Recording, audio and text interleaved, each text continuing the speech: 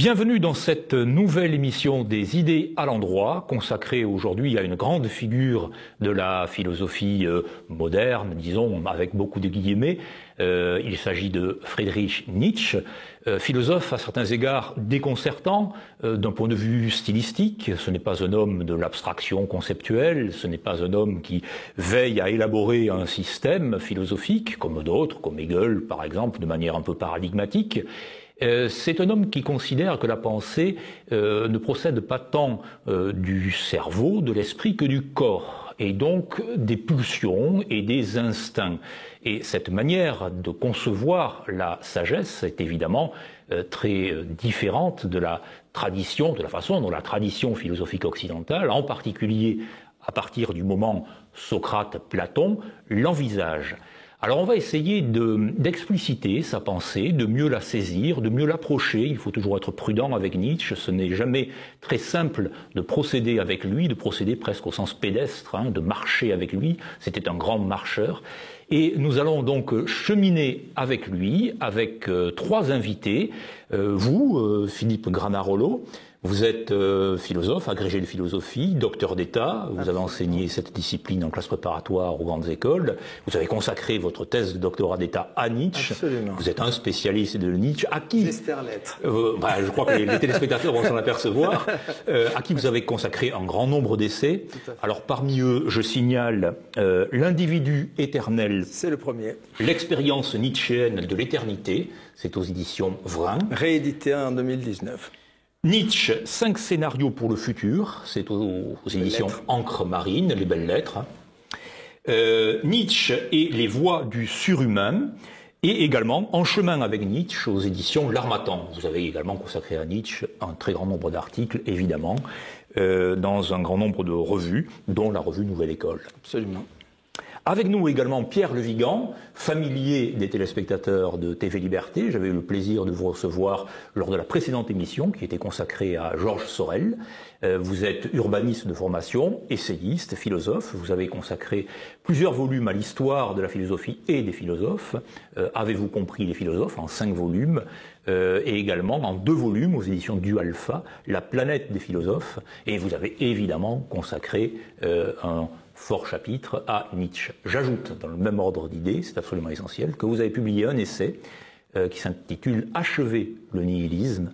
Le nihilisme est une notion très importante, évidemment, dans la pensée de Nietzsche. Essai dans lequel Nietzsche et Heidegger sont fortement sollicités. Avec nous, évidemment, aussi, François-Régis Ribes. Vous êtes psychologue, spécialisé en neuropsychologie. Vous avez publié un ouvrage consacré, lui, à Kant. Mais c'est Kant et son héritage. Les cartes de la transcendance, héritage du kantisme, c'est aux éditions L'Harmattan, dans lequel, évidemment, vous incluez la pensée de Nietzsche et vous consacrez un chapitre. J'ajoute que Nietzsche est également très important à vos yeux dans votre propre réflexion philosophique, au sens très large. Tout à fait. Alors, pour essayer d'aborder ce philosophe donc très singulier, dont on peut avoir le sentiment que sa pensée est parfois un peu échevelée, qu'elle part un peu dans tous les sens, il me semble que la manière peut-être la plus aisée, Philippe Granarolo, est de voir ce à quoi Nietzsche s'oppose quand il surgit, comme ça, dans l'histoire de la philosophie. Et l'un des grands adversaires de Nietzsche, c'est précisément celui que l'on considère à tort ou à raison, allons vite, comme le fondateur de la métaphysique occidentale. C'est le pape, si je veux dire. Le pape, le duo Socrate-Platon. Nietzsche verra en eux ses adversaires essentiels, et il verra également plus tard, mais nous en parlerons, en Saint Paul, et dans le paulinisme, et dans une certaine forme de christianisme, leurs successeurs. Alors Philippe Granarolo, qu'est-ce que Nietzsche reproche à la tradition philosophique occidentale? En quoi s'inscrit-il en faux contre elle? Alors il s'inscrit en faux dans la mesure où il considère qu'il s'est produit une sorte de rupture au IVe siècle avant notre ère, avec Socrate et ensuite Platon, Il s'est produit un renversement, en fait. Et c'est pour ça que Nietzsche renonce à l'expression renversement du platonisme qu'il emploie dans les textes de jeunesse, parce qu'elle nous fait passer à côté de l'idée que c'est Platon qui a renversé les choses. Donc en renversant le platonisme, on renverse un renversement. Et on retourne en quelque sorte à la case départ. Alors, quel renversement? C'est le triomphe au fond des faibles, c'est l'apologie de ce qui est réactif, et ça apparaît chez Socrate comme ensuite chez Platon. Il est plus nuancé en fait sur Socrate que sur Platon. Sur Platon, il est parfois un peu violent. En fait, quand Nietzsche est violent, je l'ai souvent dit, c'est qu'il est en colère parce qu'il n'est pas compris en réalité. C'est pas un homme violent, je l'ai montré dans plusieurs essais. Mais qu'est-ce qui est faible et réactif, ce qui est faible et réactif, c'est qu'on va privilégier, si vous voulez, la réaction par rapport à l'action. On va condamner le devenir, on va condamner le corps, on va condamner le sensible, tout ce que les pré-socratiques, je préfère dire avec mon regretté ami Marcel Conche, les anté-socratiques, parce que pré ça fait un peu primitif, les anté-socratiques, tout ce que les anté-socratiques avaient privilégié, effectivement, la nature, le corps, le monde, le devenir, les fluctuations incessantes au sein de la nature et du devenir. Et donc il y a chez Platon, et ce terme apparaît dans le Crépuscule des idoles, et c'est un joli terme, l'égypticisme de Platon et de la philosophie. On momifie. Voilà. Platon, c'est le grand momificateur. On est dans le hiératisme, dans la statuaire, en quelque sorte. Totalement. On fige les choses, et en même temps, il faut quand même reconnaître que Nietzsche, contrairement à ce qui est souvent dit, moi je le défends depuis 50 ans, il n'est jamais unilatéral. Il y a des textes sur Platon qui sont infiniment plus nuancés, comme sur Socrate. Et je regrette que certains commentateurs oublient de citer ces textes. Par exemple, un seul exemple, sur Socrate. Bon, il est très sévère à l'égard de Socrate, très souvent. Mais dans le Crépuscule des idoles, il écrit un joli chapitre sur Socrate, le problème de Socrate. Et dans mon doctorat d'état, dans ma thèse, j'avais nombré 48 points d'interrogation sur les 12 paragraphes. Ça veut dire que Socrate est une énigme pour Nietzsche. Il n'a jamais résolu. On trouve dans les cahiers non publiés, qui sont une mine, moi je dis souvent, on a la chance d'être la première génération, on peut travailler sur la véritable œuvre complète de Nietzsche avec les œuvres publiées et les posthumes. Dans l'œuvre posthume, on trouve cette phrase « La morale de l'individu défiant la communauté et ses principes commence avec Socrate ». C'est très laudatif quand on sait que Nietzsche est un philosophe de l'individu et de l'individualité. Ce défi lancé à la communauté, c'est un éloge considérable. Donc vous voyez, il faut être très très prudent et Nietzsche est difficile à lire. C'est pour ça qu'il réclame de bons lecteurs, il réclame même des ruminants dans la préface de la généalogie de la morale. Il faut le lire, le relire. Moi j'ai passé ma vie, j'ai lu autre chose aussi quand même, mais sinon je serais devenu obsessionnel. Mais c'est un penseur très simple parce qu'effectivement il jargonne pas, il est dans la métaphore, il est dans la poésie, il est dans les images, mais effectivement, c'est un penseur difficile, qui est faussement facile. Voilà, faussement facile. Et c'est ça qui est trompeur chez Nietzsche. Quand vous lisez Kant, vous comprenez que vous comprenez rien. Bon, Hegel, n'en parlons pas. Quand vous lisez Nietzsche, vous avez l'impression de tout comprendre. Mais c'est très trompeur. Il faut relire et re-relire. Alors, vous me permettez une toute petite remarque incidente. Je vous en prie.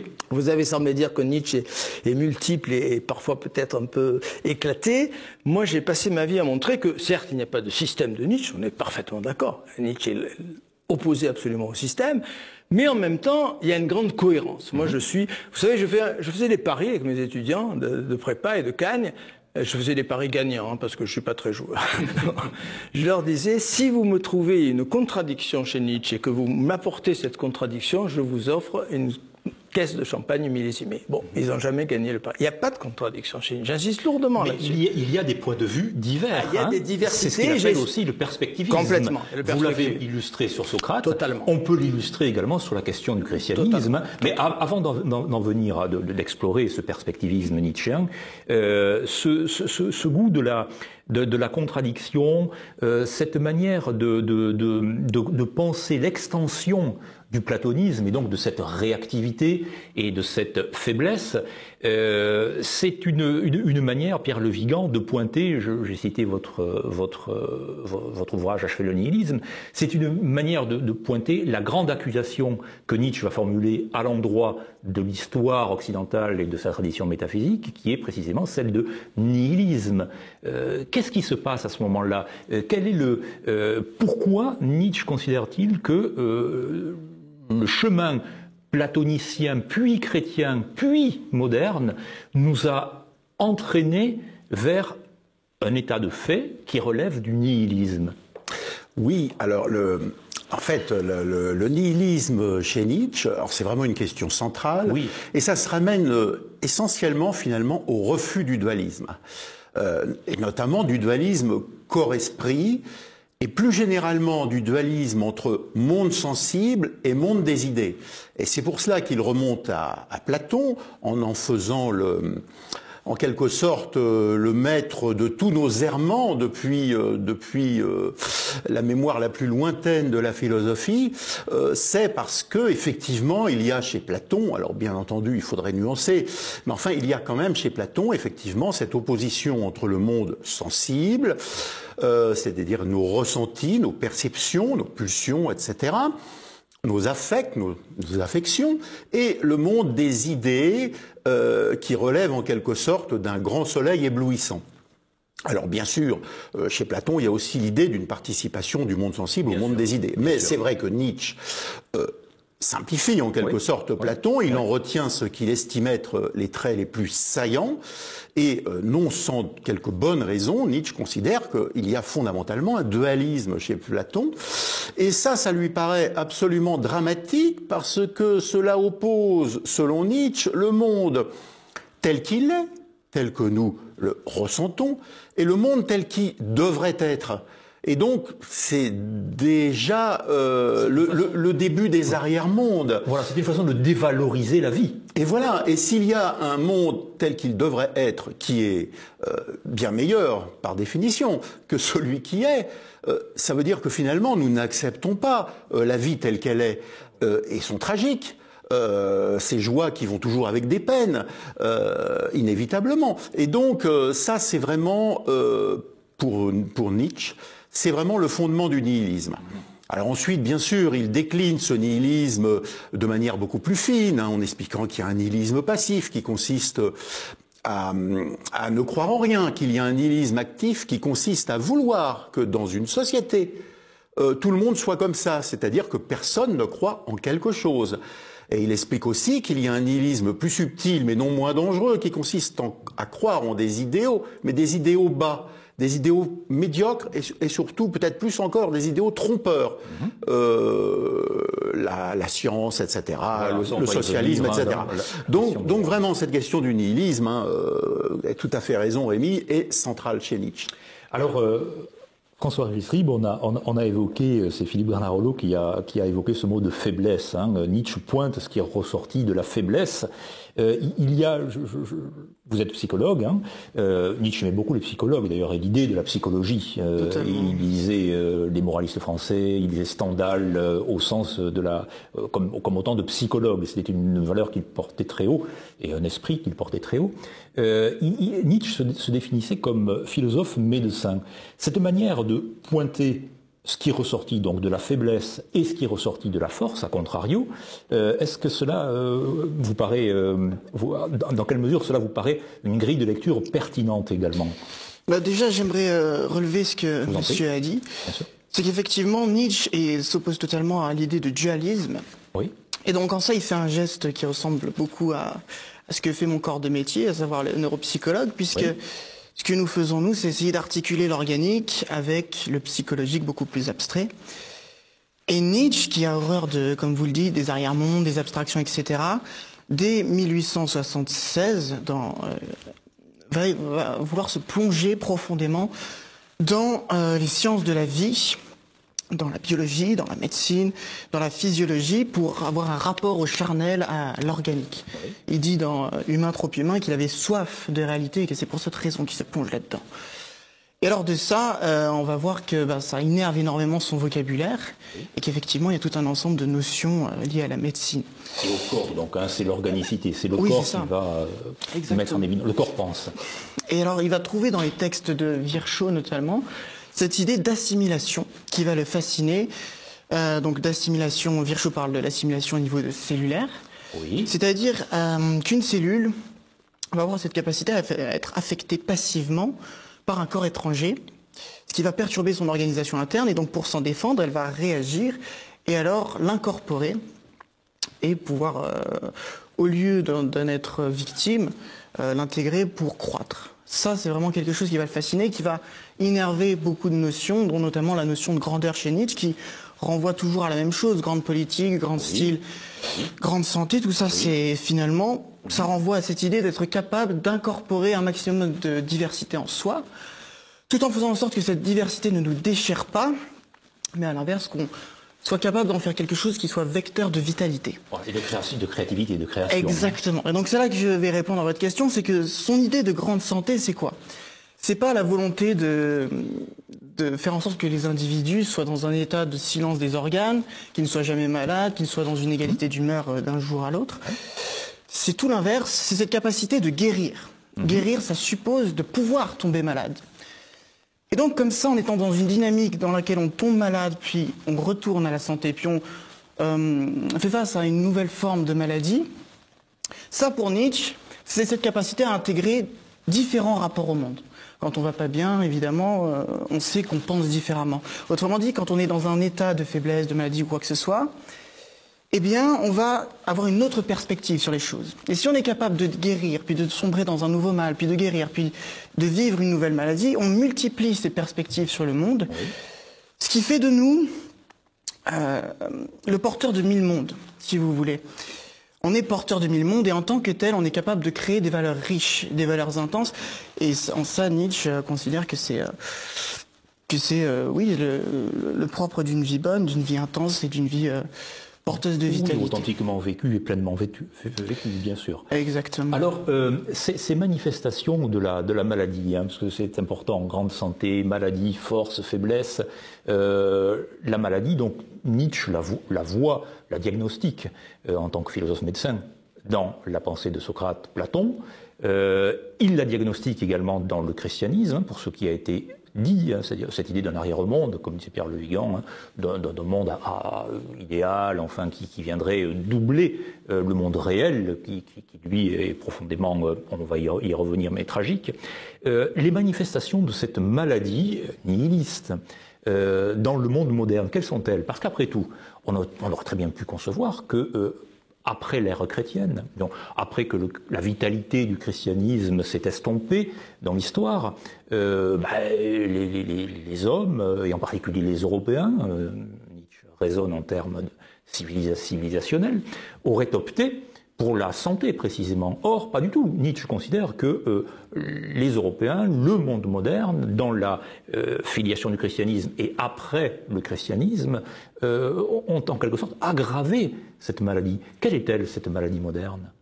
Alors cette maladie, c'est, je dirais, le prolongement de ce que je vais appeler le socratico-platonico-christianisme, qui forme une seule configuration. C'est le paradigme dans lequel nous sommes depuis 2 millénaires. En fait, c'est un paradigme qui est très vieux, très ancien, et qui a perduré, qui a produit de belles choses. Nietzsche n'est jamais unilatéral, je le disais tout à l'heure. Il a produit des œuvres d'art admirables, il a produit des choses tout à fait merveilleuses. Mais il est porteur, effectivement, fondamentalement porteur de nihilisme, parce que c'est une philosophie de la condamnation, du rejet. Je rejette le réel, je condamne le devenir, je condamne le corps, et ce à quoi Nietzsche tend de toutes ses forces, et il le dit magnifiquement dans son autobiographie Ecce Homo, une philosophie de l'approbation. Hein. On va y venir. Bon, donc je ne vais pas plus loin pour l'instant. Philosophie de l'approbation. Et donc l'idée qui apparaît, c'est que je dirais, on va parler peut-être de la mort de Dieu, mais j'anticipe un peu, parce que pour répondre à votre question, Dieu n'est pas mort, il est agonisant. Voilà. Hein. Les ombres de Dieu vont encore longtemps être véhiculées dans notre civilisation. Et il ajoute une formule un peu imprudente peut-être, nous sommes dans le nihilisme pour les 3 ou 4 siècles à venir. Là, il s'aventure un peu, il joue un peu à Madame Soleil, mais peu importe.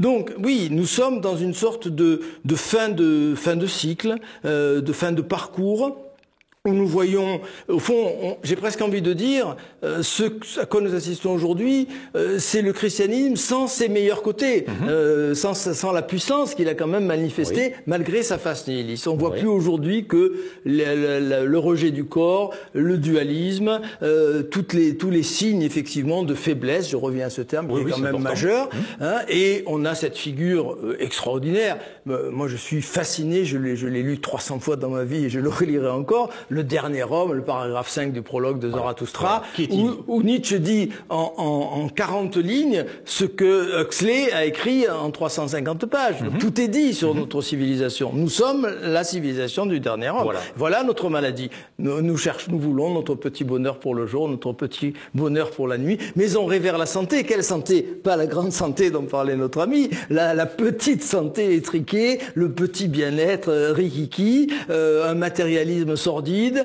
la perte des idéaux. Nous avons inventé le bonheur, disent les derniers hommes et les clignes de l'œil. Voilà quelle est notre maladie. Le clin d'œil du dernier homme. Mais alors, la condamnation nietzschéenne de ce qui est aujourd'hui porté au pinacle dans les sociétés modernes, c'est-à-dire l'idée démocratique, l'idée scientifique, on l'a vu encore récemment, qui atteint des sommets religieux, hein, des idolâtriques quasiment, l'idée égalitariste, contre donc l'idée hiérarchique. Tout ceci est une aggravation de la pathologie, parce que Nietzsche philosophe à coups de marteau, il brise les idoles, et ces idoles en sont aujourd'hui, ce sont des idoles encore bien vivantes. Hein. Là, on pourrait parler aussi d'une forme d'égyptomanie, entre guillemets. Hein. Donc, il va très très loin dans ce refus, il est d'une grande lucidité. Complète. Moi, j'ai toujours dit que Nietzsche n'est pas en avance sur son temps, il est en avance sur notre temps. Oui, c'est un penseur de demain et d'après-demain. Nietzsche voit plus loin que nous-mêmes aujourd'hui. Je veux dire, d'abord, il a une vision extraordinaire. Moi, je fais de Nietzsche, j'ai écrit un livre là-dessus, une sorte de futurologue.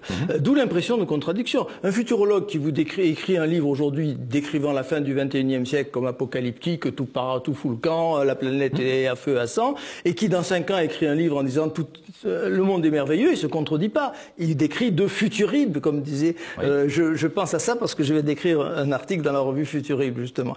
Donc, il décrit des futurs différents, mais se contredit pas. Hein, et ce sont des possibles qui vont advenir ou pas. Et c'est cela qui a donné l'impression de contradiction. Je reviens à ce que je disais tout à l'heure, parce que je suis un peu têtu en tant que Corse. Il n'y a pas de contradiction chez Nietzsche. Il n'y en a pas l'ombre d'une contradiction. C'est ça qui a donné l'impression de contradiction. Mais en même temps, il dit, c'est très important, c'est une phrase qui n'est pas toujours suffisamment soulignée.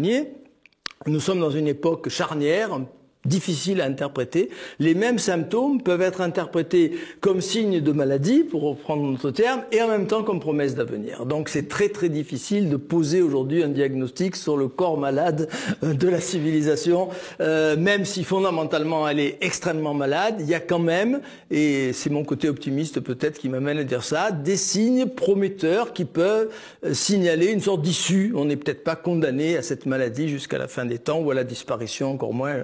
La déclinologie est très à la mode. Voilà. Alors ce dernier homme que vous avez évoqué, qui est effectivement central, hélas pourrait-on dire, hein, et Nietzsche pointe évidemment la centralité qui est la sienne dans le monde moderne, c'est également un homme, dit Nietzsche, de ressentiment et un homme de vengeance. Ça aussi, ce sont des questions et des formules très importantes dans la pensée de Nietzsche. En quoi le dernier homme est-il un homme vengeur et ressentimental ? Alors, effectivement, le ressentiment, c'est l'autre versant de ce qu'évoquait Philippe Granarolo, c'est-à-dire le refus de l'approbation du monde. Hein, le ressentiment, c'est précisément ce qui manifeste l'écart entre ce que l'on est et ce que l'on voudrait être. Donc ça, Nietzsche le critique toujours au nom du monisme.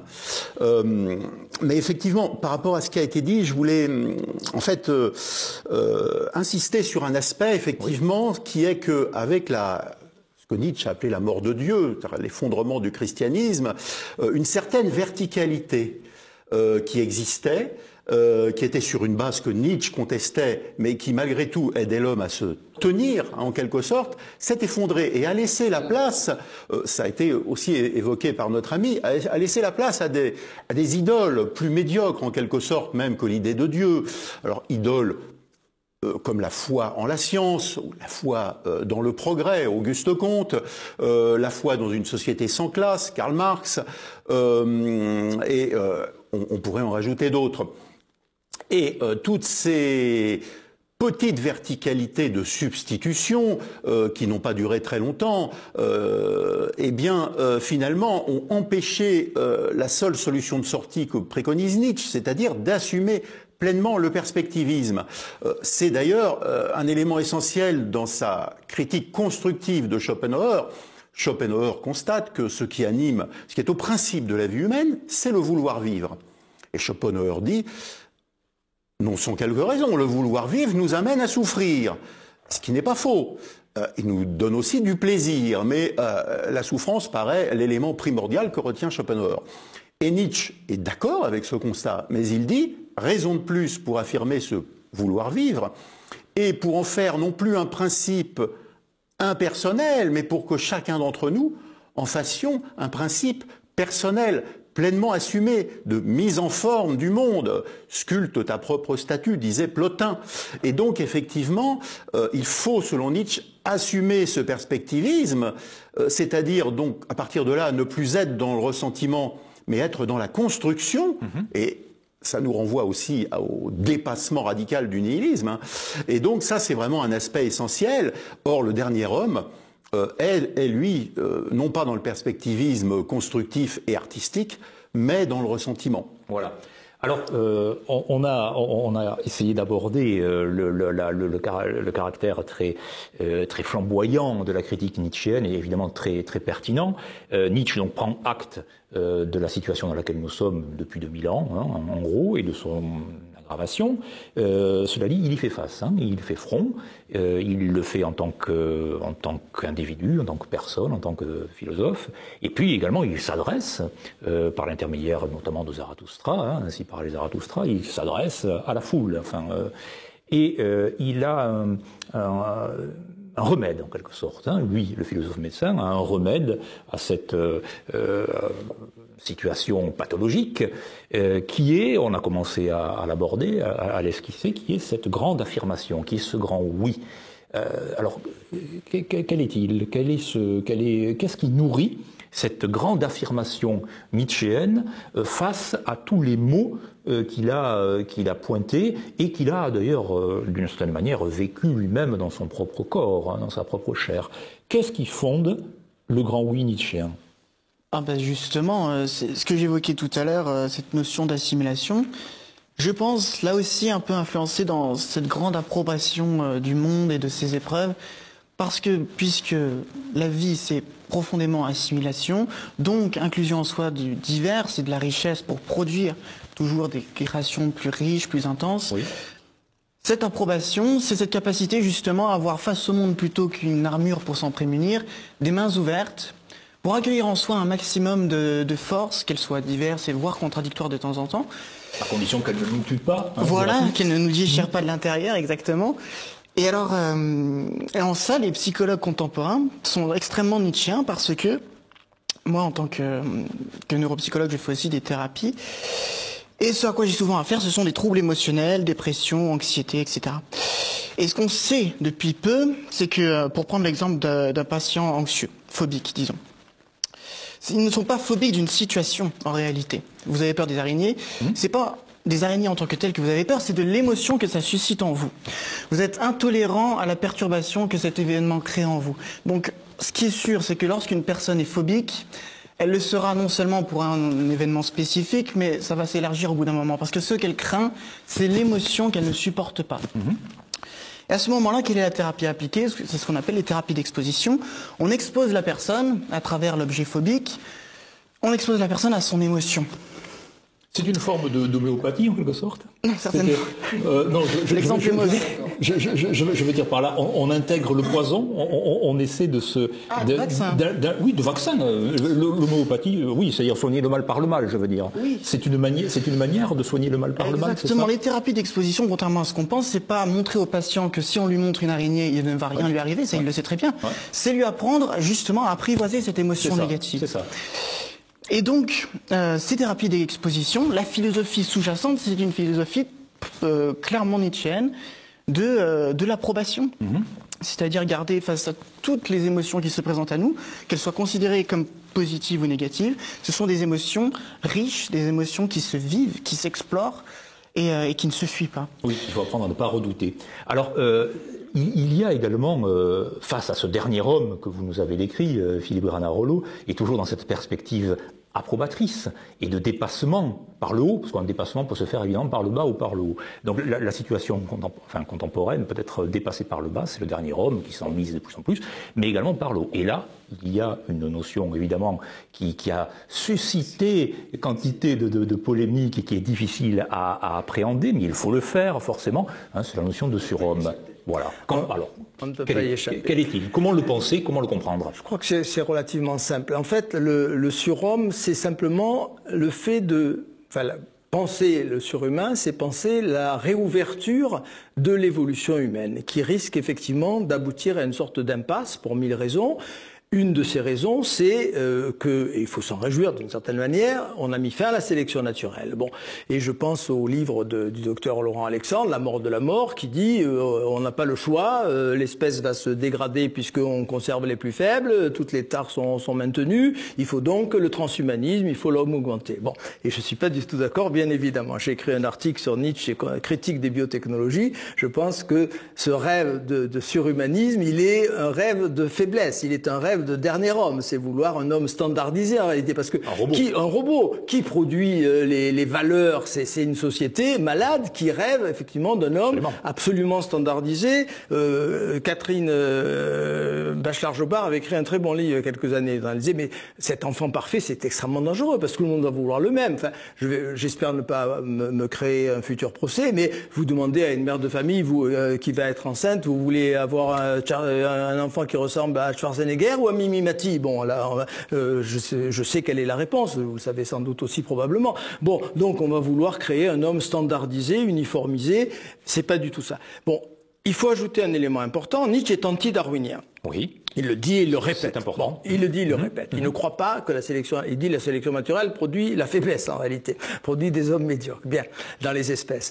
Et donc, les choses ne vont pas se faire tout seuls. Ce que Nietzsche comprend, c'est que il faut, pour redynamiser l'évolution, et vous avez dans l'œuvre posthume, et j'avais presque commencé par là, j'avais participé, Janico m'avait invité, mon directeur de thèse, au colloque qui avait été réuni à Nice pour fêter le 100e anniversaire de la rédaction du 3e livre de Zarathustra. Je signale à nos téléspectateurs que ça a été rédigé en un mois. Hein. Bon, les bras m'en tombent, c'est surhumain. Oui, on parle de surhumain. Ouais. Bon, donc en un mois, il a rédigé ça à Nice, en quelques semaines à peine. Donc, effectivement, j'avais prononcé une conférence dans ce colloque où j'avais souligné un passage de l'œuvre posthume où Nietzsche semble dire il nous faut faire une image qui fasse repartir en quelque sorte l'évolution. Il croit beaucoup à la puissance de l'imaginaire. J'ai beaucoup travaillé là-dessus également. Il pense qu'en fait, l'évolution est liée... Alors j'ai cité une formule de Jacques Monod, certains me l'ont reproché, mais je trouve qu'elle n'est pas absurde. Vous me direz ce que vous en pensez. À un moment donné, on est d'accord, le vivant était aveugle. Bon. Comment le vivant aveugle a pu-t-il se doter d'organes de vision?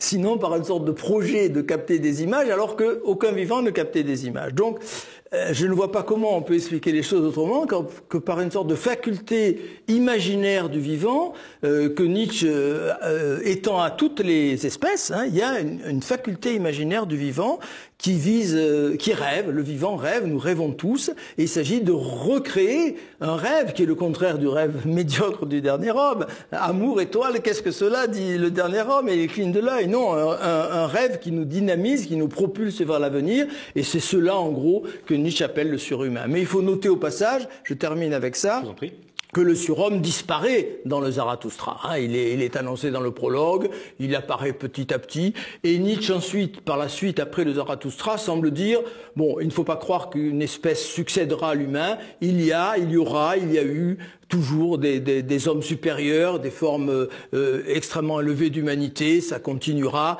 mais Nietzsche nous semble croire de moins en moins au fur et à mesure que des années qui passent après le Zarathustra, une sorte de transmutation qui ferait apparaître une autre espèce après la nôtre. Voilà ce que je peux dire sur le sujet. Même si c'est plus compliqué que ça. Oui, mais c'est très convaincant. Ça nous ramène en fait à cette fameuse question de la perspective. Pour Nietzsche, l'homme doit avoir une perspective. Or, depuis la mort de Dieu, Dieu ne peut plus être la mesure de l'homme. Dieu, c'était en quelque sorte l'infini, l'apéron chez Anaximandre. Dieu ne peut plus être la mesure de l'homme. Et est-ce que l'homme peut être la mesure de l'homme? Mais le problème, c'est que l'homme est, par définition, inachevé, un être inachevé, donc qui n'a pas de dimension fixe, qui est en devenir. C'est pour cela que Nietzsche nous explique que l'homme est en fait sur une corde tendue entre l'animal, dont il vient en quelque sorte, et le surhomme, où il va. En fait, quelle est la perspective de l'homme? C'est le surhomme. Ça ne veut pas dire que l'homme deviendra un surhomme, mais il ne peut exister en tant qu'homme, il ne peut être dans son propre devenir, projeté dans son propre devenir, que par cette vision du surhomme qui consiste à sans cesse se référer à des valeurs aristocratiques, à essayer sans cesse de se débarrasser des valeurs les plus basses. Donc effectivement, l'homme est sur une corde tendue entre l'animal et le surhomme. En dessous, il y a le vide. Le vide, c'est aussi ce que les chrétiens appelaient l'enfer. Et pour ne pas tomber, ou pour avoir peu de chances de tomber, il faut surtout ne pas croire en l'enfer. Plus on croit en l'enfer, plus on a de risque de tomber. Vers le vide. Il va très loin dans son vocabulaire à propos du surhomme, hein, toujours.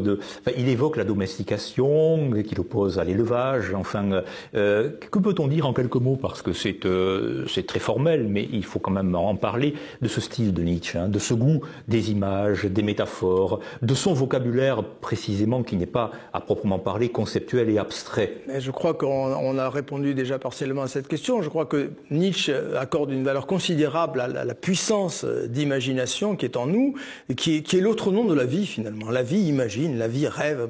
Mais c'est aussi le Nietzsche écrivain, poète, et musicien. Poète. Je veux dire par là que l'art, le Nietzsche artiste, le philosophe artiste, tout à fait. Il l'est également. Sa prose l'incarne. Totalement. Mais là, il y a un petit texte majeur. La regrettée Sarah Kaufmann disait à ses étudiants, il faut commencer par ce texte-là. C'est le petit texte de 1873. Il fait 12 pages. Hein, il vous prend pas 3 mois. Vérité et mensonge en un sens extramoral. C'est l'entrée, la seule entrée majeure dans Nietzsche. Et que dit Nietzsche dans ce texte? Nous sommes des créateurs de métaphores. Déjà, ce que nous voyons là autour de nous, les couleurs, le son, ça n'existe pas. La physique quantique, aujourd'hui, nous en apporte 1001 preuves. C'est nous qui créons le monde des images, des sons, des odeurs, à partir de stimuli, d'électricité, de chimie, enfin, peu importe. Hein, c'est une agitation neuronale, comme dirait un certain neuropsychiatre, neuroscientifique. Donc, c'est nous qui créons. Et ensuite, qu'est-ce qu'on fait, dit Nietzsche? Nous mettons sur ces images des sons arbitraires, c'est Benveniste, l'arbitraire, de Saussure, pardon, l'arbitraire du signe. Deuxième métaphore. Comment voulez-vous ensuite prétendre, avec des mots qui n'ont aucun rapport avec les images, et des images qui n'ont aucun rapport avec quelque chose égal X, comme disait Kant, parce que Nietzsche est très kantien dans sa théorie de la connaissance, comment voulez-vous construire un discours de vérité qui prétend dire l'être? Ça n'a aucun sens. Ça n'a aucun sens. Bon. Donc, nous sommes des poètes et nous sommes des créateurs de métaphores, et Nietzsche, précisément, s'assume en tant que créateur de métaphores, alors que les autres philosophes ont eu peur des images, et c'est Platon, on revient à Platon. Platon est l'ennemi des images, même s'il bâtit de superbes images. C'est la contradiction peut-être de Platon et des mythes admirables. Mais il condamne le théâtre, il condamne la peinture de son époque. Donc il a horreur des images, Platon. Hein, bon, alors que Nietzsche s'assume en tant que créateur d'images et de métaphores. Et c'est pour ça qu'on est dans le perspectivisme. Et c'est à chacun d'entre nous de s'emparer de ces images pour assimiler ce que nous voulons bien retenir de Nietzsche, ce en quoi nous sommes réceptifs à une pensée multiple, effectivement, et qui peut apporter à chacun quelque chose de différent. Alors nous avons évoqué au début de l'émission, c'est vous, je crois, Pierre Le Vigan, vous avez évoqué Schopenhauer et le vouloir vivre. Il y a dans le même registre, ou dans un registre voisin en tout cas, une autre notion qui est absolument essentielle chez Nietzsche, et j'y pensais avec vos propos autour de cette vitalité et de cet allant et de cette énergie, de cette puissance, de cette force passionnelle. C'est une notion aussi problématique que celle de surhomme, c'est celle de volonté de puissance, ou de volonté vers la puissance, disent certains traducteurs. Alors quelle est-elle, cette volonté de puissance, qui elle aussi a donné lieu à des interprétations parfois un peu fantasmagoriques et fantasmées? La volonté de puissance chez Nietzsche, que peut-on en dire? Alors, la volonté de puissance, en fait, on peut l'aborder en creux, si j'ose dire, en écartant déjà ses déformations. Oui. Alors, une des déformations est en quelque sorte fasciste, entre guillemets, Mussolini était un lecteur de Nietzsche, consiste à ramener cette volonté de puissance à une volonté de domination. Voilà. Donc, en fait, la principale domination pour laquelle plaide Nietzsche, c'est la domination de soi. Et la deuxième interprétation de la volonté de puissance, elle est née dans la lignée de mai 68. C'est une volonté de jouissance, une volonté de libération de tous les instincts, de tous les désirs. Or, Nietzsche plaide pour la maîtrise des instincts. Donc finalement, quand on a écarté ces deux, disons, déviations, si j'ose dire, l'une droitiste, si je puis dire, l'autre gauchiste, on avance, non pas que Nietzsche soit à proprement parler un centriste. À proprement... Disons pas d'extrême centre. Hein. Voilà. Mais c'est vrai que ça permet déjà de mieux la comprendre. Bon, en fait, c'est une volonté de volonté. Hein, oui. voilà. Fondamentalement, ça renvoie aussi à ce qui a été évoqué. Hein, pour conjurer les mots MAUX et les mots MOTS, dont Nietzsche se méfie. Il explique qu'aucun philosophe n'a vraiment cru en ses propres propositions. Eh bien, pour Nietzsche, il faut faire appel au sensible. Et dans le sensible, il y a la musique, il y a les images.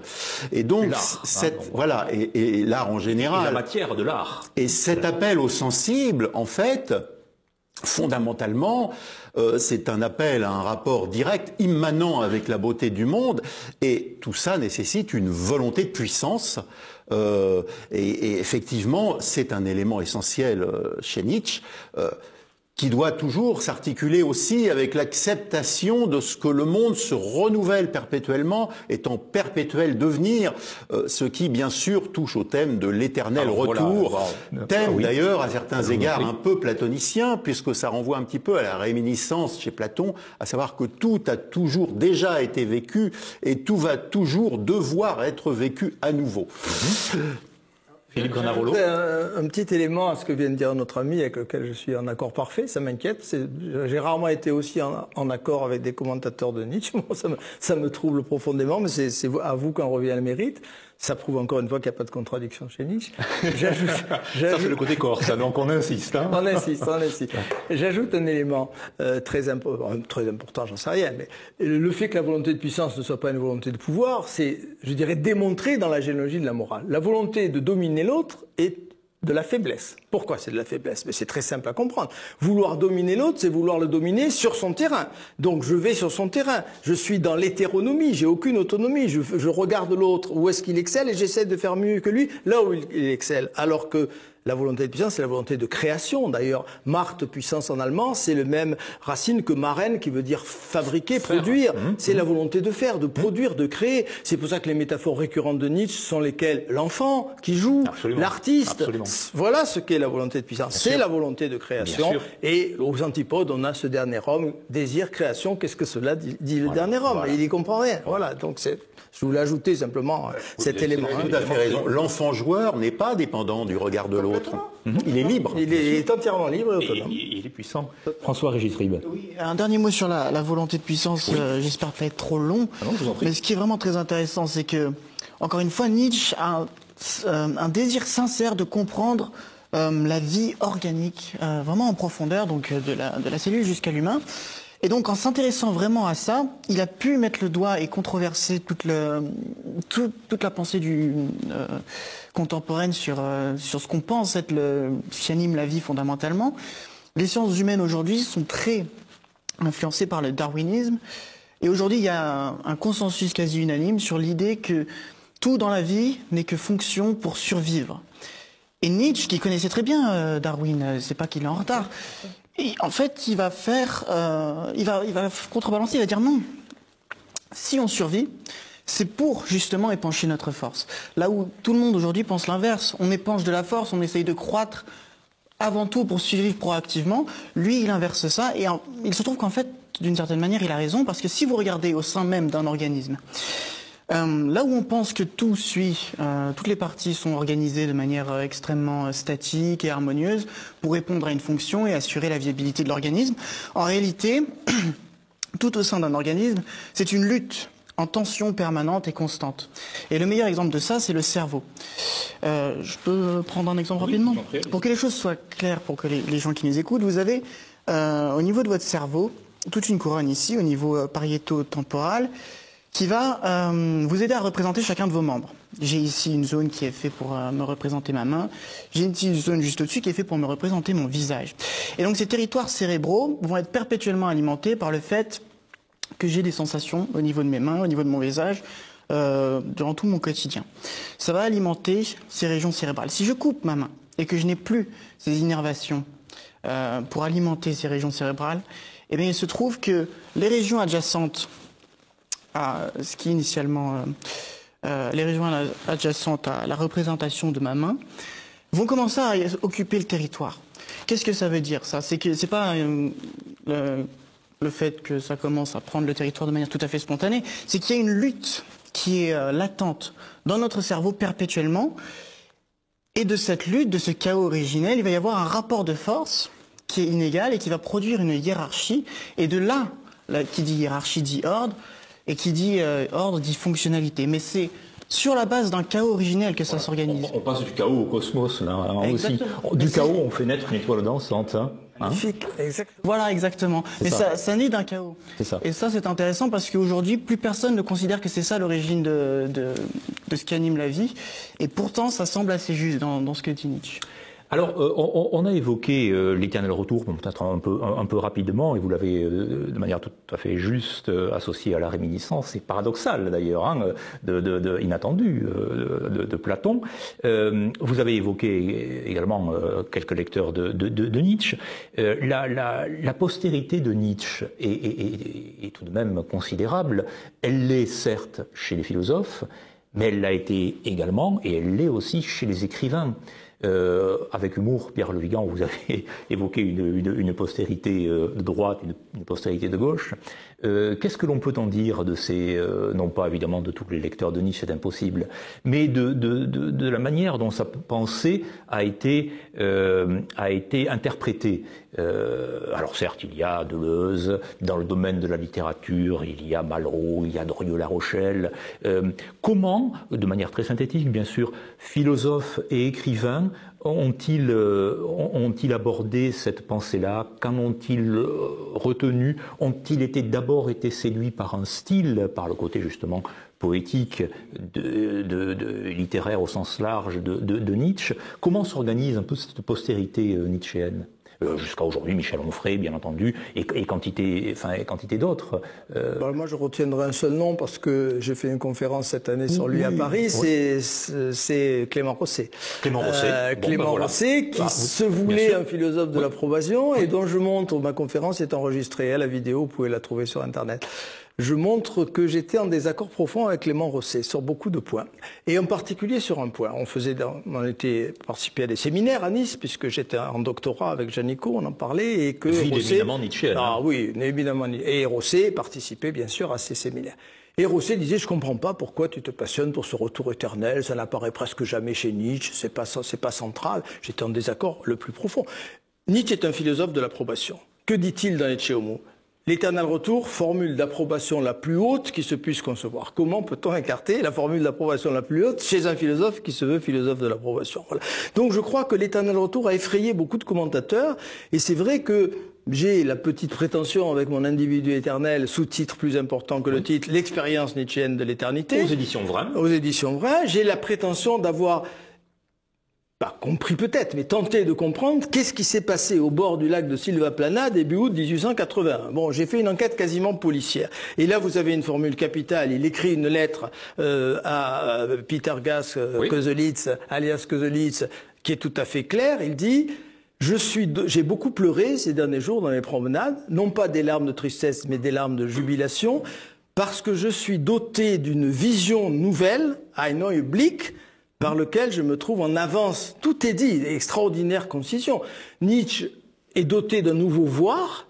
Ce nouveau voir, c'est le retour éternel. Il comprend que l'instant comprend la totalité du passé et la totalité de l'avenir. Oui. Et cette vision le situe en avance, parce que cette vision sera peut-être celle des hommes qui succéderont à l'humanité actuelle. Voilà mon interprétation, elle est relativement simple. Donc dans retour éternel, ce qui est important, c'est l'adjectif. Oui. Si le retour est éternel, pardon, ewige Wiederkunft, ça veut dire quoi? Ça veut dire qu'il y a des cercles qui se succèdent, mais ça veut dire, s'il est éternel, qu'il n'y a jamais eu de premier cercle, sinon le retour n'est pas éternel.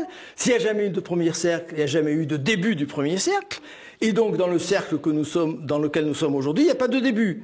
Et c'est ce que j'ai appelé l'instant zéro dans l'individu éternel. Oui. En ce moment, avec cette émission, et merci de nous faire participer, nous sommes au début d'une boucle, nous mettons en route un processus, et donc c'est concentrer l'éternité dans l'instant, c'est ce que Nietzsche a ressenti, c'est d'abord un ressenti, on dit c'est le vocabulaire d'aujourd'hui, je suis désolé d'y faire un peu référence, mais je vois pas tellement d'autres termes, c'est un vécu, c'est un ressenti qui a envahi Nietzsche, il dit pas, il emploie l'allemand Erfühlen, hein, il est envahi par ce nouveau regard qui le met en avance sur les autres hommes. Voilà ce qu'est pour moi le retour éternel. Je le dis en quelques mots, il m'a fallu 250 pages pour l'expliquer plus nettement, mais c'est ma conception et je la partage. Ces pleurs, ces larmes de Nietzsche font penser à son meilleur ennemi, celle de Pascal, hein, au mémorial, pleurs de joie. Hein. Complètement. C'est tout de même très intéressant. Il fait du Pascal l'un de ses ancêtres, vous le savez sans doute. Hein. Absolument.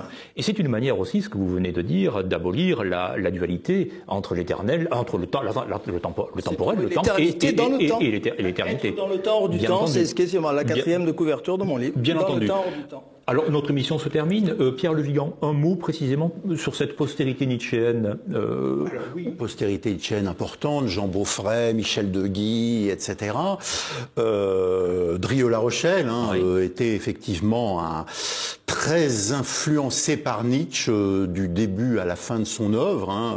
Julien Hervier, d'ailleurs, grand spécialiste de Junger et de Drieux-La Rochelle, que nous avions reçu dans cette émission, d'ailleurs, a lui-même indiqué à quel point il avait été marqué par Nietzsche. Et donc, effectivement, bon, cette postérité, à mon avis, elle est éternelle, pour être très bref, hein, parce que tout ce qu'a dit Nietzsche ne peut pas devenir caduc. Par exemple, l'idée que la maladie ne peut être comprise que par un regard venant de la santé, et que la santé elle-même ne peut être comprise que par un regard venant de la maladie, c'est quelque chose qui s'appliquera éternellement. Bien, messieurs, je vous remercie vivement de votre participation. Nous avons essayé, nos invités ont essayé de démontrer, je crois qu'ils l'ont fait avec beaucoup de vigueur, beaucoup d'énergie, de puissance éminemment nietzschéenne, à quel point précisément Nietzsche était un vivant et un grand vivant, depuis l'organicité jusqu'à cette forme d'éternité dans l'éternel retour. Nous l'avons, je crois, démontré, et c'est une invitation, bien entendu, aux téléspectateurs de se plonger dans cette grande œuvre, peut-être à partir de ce premier texte que vous signaliez, Philippe Granarolo, hein, Vérité et mensonge au sens extramoral, qui est une porte d'entrée essentielle à l'œuvre de Nietzsche. Merci de votre fidélité et à très bientôt pour un nouveau rendez-vous des idées à l'endroit.